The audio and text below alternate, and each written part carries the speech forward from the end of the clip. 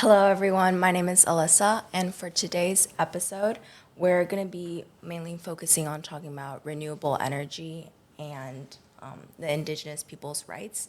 And today, I have a very special guest, Ricky. Do you want to first introduce yourself and talk about your experiences? And I know that you founded, a Climate Policy Association. So could you tell our viewers mainly about what you do and what your association does? Of course, absolutely. Well, thank you so much for having me on. My name is Ricky. It's really a pleasure to be here. So I was, born and raised in Taiwan, went to high school here, and then I went to the U.S. for college and my master's. I actually studied comparative literature, believe it or not, for my undergrad. And then in my junior year, I studied abroad in the UK, and I read a book. It's called No Impact Man. I heard it's in Spanish, right? Or is that... That one is in English. Oh, okay. When I was in high school, some of the books I read and some of the books that I translated were in Spanish. But the book that I read in my junior year was called No Impact Man. And after reading that book, I was like, oh my gosh, if I don't spend all my time and energy on climate, why am I alive? Why am I here? So that's the watershed moment when I decided to really focus on climate. So I decided to do my master's in sustainability science and practice. And after that, I worked in the US. I moved to New York. I did some climate policy work as well as business development work for geothermal. But last year, I was very inspired by the Inflation Reduction Act, which I know we'll get into, that was passed in the US in 2022. I was very inspired by how transformative and also how big of a coalition it has been able to help build. So that inspired me to try to replicate some of its elements in Taiwan. So I decided to move back to Taiwan last year and started my own organization, now trying to push for this kind of climate policies not only focus on decarbonization, but also focus on how can we benefit multiple stakeholders? How can we make them more economically resilient? How can we make them healthier, safer, etc.? So that's basically the work that I'm doing right now. On the topic of the Inflation Reduction Act, could you tell our viewers and maybe introduce people to this act that might not know anything? Would love to do that. Well, if you just listen to the name Inflation Reduction Act, I feel like it would be very hard for you to deduce the fact that it's actually about climate and energy. But the Inflation Reduction Act is the most significant climate investment in U.S. history, or probably in U.S. history, I would argue. In world history, I would argue.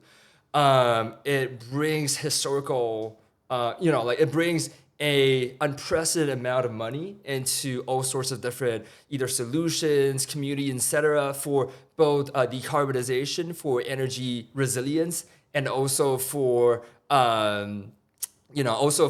economic outcomes. Basically, the logic of the Inflation Reduction Act is to, catalyze enough investment into key areas such that the private sector can follow up with 5x or 10x the amount of money, right? So it is trying to invest the precise amount of money that can catalyze the most impact, while also encouraging the private sector to intervene and to bring in more investments. So just to throw out some numbers, the Congressional Budget Office estimated that it would catalyze around $369 billion US dollars, but the Goldman Sachs actually estimated that it would catalyze 1.2 trillion. But the total private sector money that was expected to be catalyzed through the Inflation Reduction Act was $5 to $10 trillion, and that is just absolutely significant. Can I just ask a question? Sure. Bringing it back to Taiwan, because I know with Taiwan's plan about 2050, the net zero emissions, then what characteristics of this act do you think our government or our advocates can follow on to make impact towards sustainability? Yeah, I think there are four main different elements or principles from the Inflation Reduction Act that can be really applicable in Taiwan. The first one is something that I alluded to earlier, public-private partnerships, right? How do we make sure that for every dollar of money the government spends on a project, it actually catalyzes 5 to 10 or even more, times, like 5x, benefits, 5x or 10x the amount from the private sector. So just to give you an example, under the Inflation Reduction Act, an EV is eligible to up to $7,500, right? But a typical EV might cost, I don't know, like let's say $50,000 or $60,000 in the US.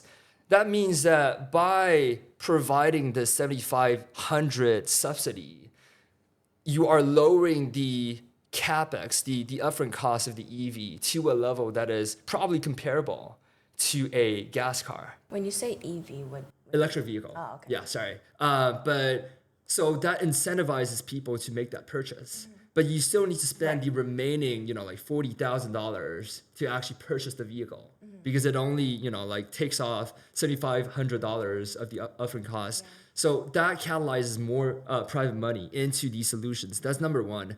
Number two, which is also something that I know that we'll get into later, how do you ensure that the energy transition isn't only fast, isn't only rapid, but also just, right? So the IRA catalyzes a lot of money, it prioritizes either disadvantaged communities, marginalized communities, and also tribal communities, low-income communities, et cetera, and also energy communities, right? So through several different mechanisms, it directs this kind of money, this kind of investments into these communities first, right? So numbers show that these communities actually receive 80 to 90% of the money, of the investments from the IRA. The third one is job creation, right? The IRA created more than 170,000 jobs in less than a year.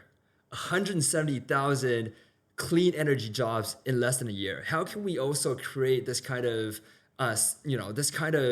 job creation opportunity in Taiwan, right? And the fourth one is, how do you make sure that almost everyone can benefit from this transition, right? How can we make sure that this is not only good for, renewable developers, but also good for, let's say, renters, good for scooter riders, good for house owners, good for small and medium-sized businesses, et cetera. So these four, I think, are the key elements of the IRA that I think are really applicable in Taiwan. Can I just ask, bring back to, the major issue, which is geothermal energy, right? How we're going to balance the government incentives for the economic development with the indigenous rights of their land. So what do you think, do you think this is a global challenge, or is this a unique situation to Taiwan, the green development versus indigenous rights? Yeah. This is definitely a global challenge. You see this in Canada, you see this in the United States, you see this in Australia, in New Zealand, and also many other places that I have mentioned. But I think, historically, it's definitely a challenge, right? Because oftentimes bad faith actors, bad faith developers would come in and try to take advantage and exploit local and indigenous communities for their own economic interests. However, I think going forward, maybe it is more productive and constructive to also think of this as an opportunity. I don't think there is a inherent these two things aren't inherently incompatible, right? You can definitely do these projects right while also honoring and respecting and even inviting local communities as co-developers and co-investors into these projects. So I feel like it is imperative that we learn from these historical, lessons, but rather than trying to, just get around or get away from it, I think it is more important to tackle it head on and try to figure out, okay, how can we actually make this more tractable? How can we actually do this together instead of, we're just not going to do geothermal anymore? On the point of managing all these stakeholders, Right. I feel like one of the most crucial parts is the discussion and like the Right. negotiation phase. So what do you think is like the best way to approach this discussion? Yeah. Because like I've attended these forums where these government officials are trying to convince these indigenous groups, the benefits to geothermal energy. But I almost noticed that there's a slight like separation between their communications, because it almost seems like it's very one-sided. Like they're trying to convince the indigenous groups about the benefits without actually trying to hear the perspective that they're trying to give. Right. I think your observation is definitely very like right on the spot. I think oftentimes these forums, these public hearings are done in a way that is more about minimizing resistance than maximizing collaboration. Yeah. Right. And I also feel like there's a inherent imbalance in the power dynamics between these two groups, right? Like government officials, right? They essentially control the agenda. They already have these plans going on, and their priority number one is to essentially convince these communities that we should do this, right? Whereas oftentimes, if you treat the concerns and the interests and the rights of these communities as an afterthought, then, like you said, this is not going to be a very constructive and productive conversation. So I feel like what's very important is to, start these conversations from the very, very beginning. Because I feel like, I don't blame them. I think intuitively it is easy to fall into the trap of thinking that, if we want to get these done, if we want to minimize resistance, then let's just not engage, or let's engage in a very, very superficial manner. But I feel like what is most sustainable, what is ultimately going to lead to the most, the least resistance as the maximal collaboration part, is to have these conversations from the very beginning, right? To demonstrate that you're not just coming in with these, already drawn out blueprints of the plan. You already know where you're going to do the projects. You already know which land you're going to use. Ultimately, even if you try to pretend that you are giving them a voice, they can feel it. They can feel that you're not really sincere and thoughtful in the process, right? So I feel like timing is extremely important. Yeah. I think on the issue of timing, if I'm corrected, I feel like there was a case in Australia where the indigenous groups were only consulted at the later half of the project. And I feel like this is a very key example on the importance of two-way communication rather than one-way communication. Then I think stemming from this point, my question would be, approaching these forums rather than just timing, do you think the approach, the way the government officials have, is also really important? Yeah, I think definitely. So I've also been to a lot of these forums and public hearings. If your objective of organizing these forums and public hearings is simply to inform, right? If you have a set agenda and you're okay, we're going to do presentations and then allocate them 20 minutes to respond, then it's not an effective engagement, right? So how can we? I think it's actually very tricky. Because how do you strike a balance between having enough flexibility in the agenda such that it reflects the nuances of these communities, concerns, questions, etc., but also having enough structure to the public hearings and forums such that you're not just doing it in a echo chamber, right? You're not just going in circles without getting anywhere. Because I feel like for a lot of communities, they're frustrated by both situations. They're frustrated when, the entire agenda is very rigid and they essentially don't have a say in the process. They can also be frustrated when, you are organizing maybe a dozen of these public hearings and forums, but ultimately nothing really happens, right? So how do you strike the balance between, taking in enough input, really opening a space for that, but also translating that into actual change. I feel like that's the true challenge. I don't have a like a solution for this, but I feel like this is something that can only be achieved by actually doing it. Right. Yeah. Like, I feel like, stemming from our discussion, I think the most important part is people need to be at the core of our Right. discussion, rather than, agendas being, what we have to convey. The most important part is mutually understanding other people's perspectives and trying to hear what they're trying to say the best that we can. Right. And I feel like this is really a universal issue, like not just geothermal energy. I feel like, do you think every like climate issue where it involves different groups of people also has this?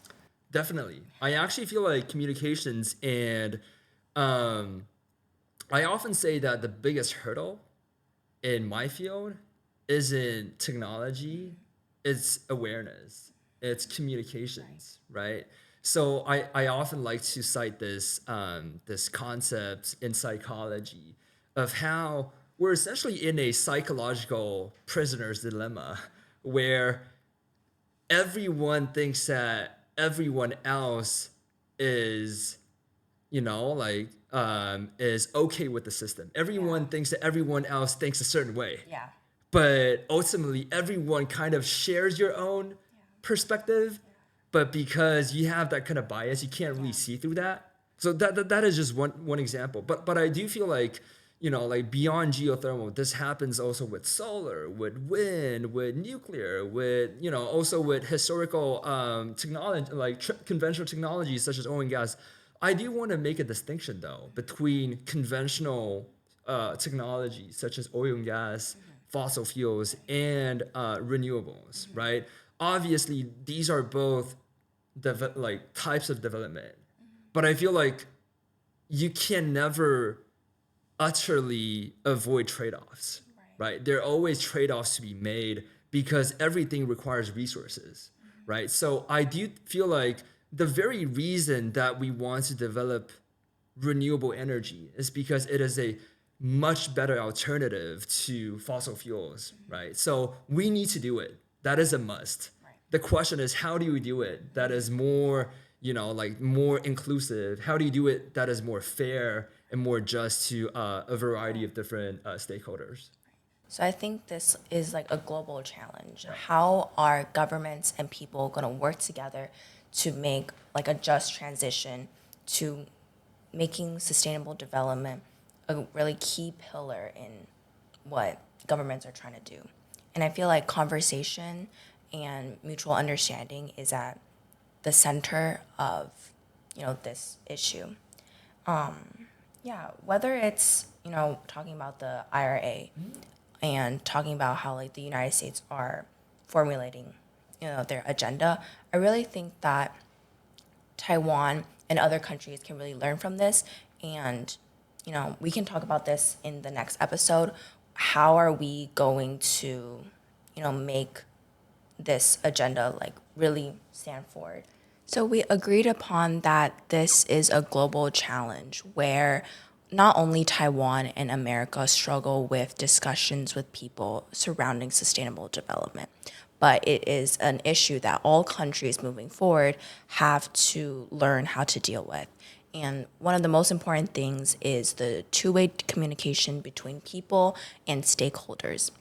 And in the next episode, we will discuss more steps specifically in Taiwan's future that they can take to achieve this. Thank you, Ricky, for coming on this episode. Do you have any final thoughts you'd like to share? Yeah, no, thank you so much for having me on. I think the final thing I would share is that when we talk about effective communication, it doesn't only apply to local communities, right? It's also the developers, right? So we should have these forums, these discussions, not only with local residents or with, between local residents and the government agencies. It's also important to take into account the opinions, the thoughts, the considerations of developers, and also just the general public who are interested and concerned about our, Taiwan's future energy-wise. Yeah, so taking into account the opinions, the thoughts of multiple stakeholders, I feel like is key.